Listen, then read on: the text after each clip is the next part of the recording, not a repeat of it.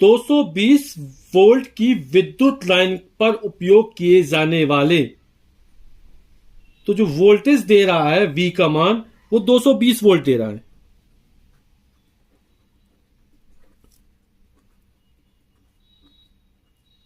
बहुत से बल्बों का अनुमतांक 10 वाट है, यानी बहुत सारे बल्ब हैं और जिनका अनुमतांक कितना 10 वाट है, यानी कि वह वैद्युत शक्ति P का मान जो है वो हमको 10 वाट दिया गया है।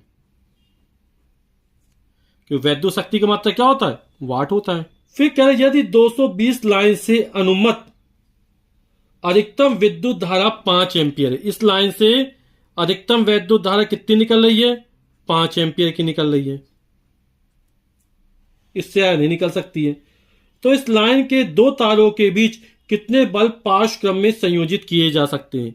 तो बहुत सारे बल्ब थे, तो उन बल्बों की संख्या हमको ज्ञात करनी है। तो प्रत्येक बल्ब की शक्ति दी गई है, परिपथ का वोल्टेज दिया गया है। तो हम पहले ज्ञात कर लेते हैं कि एक बल्ब कितनी वैद्युत धारा लेता है।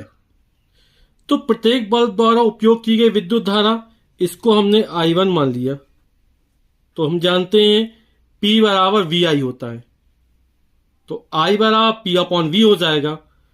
तो P अपॉन V, एक बल्ब की जो शक्ति है वो 10 वाट दी गई है। विद्युत लाइन की जो वोल्टता है वो 220 वोल्ट है।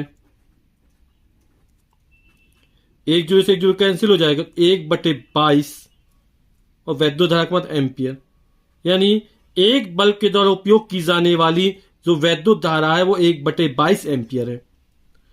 और अधिकतम 5 एम्पियर धारा यूज की जा सकती है, मैक्सिमम है ये।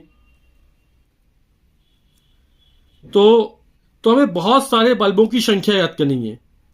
तो बहुत सारे बल्बों की संख्या कैसे निकल आएगी? इस अधिकतम धारा में से एक बल्ब के द्वारा प्रयोग की जाने वाली धारा का भाग कर देंगे तो बल्बों की संख्या हमको निकल आएगी।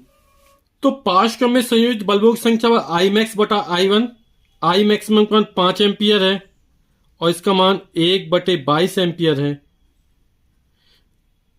तो बटे के 22 ऊपर पहुंच जाएगा, तो हो जाएगा 5 गुणे 22 और 22 पंचे 110 बल्ब, यही हमारा आंसर हो जाएगा।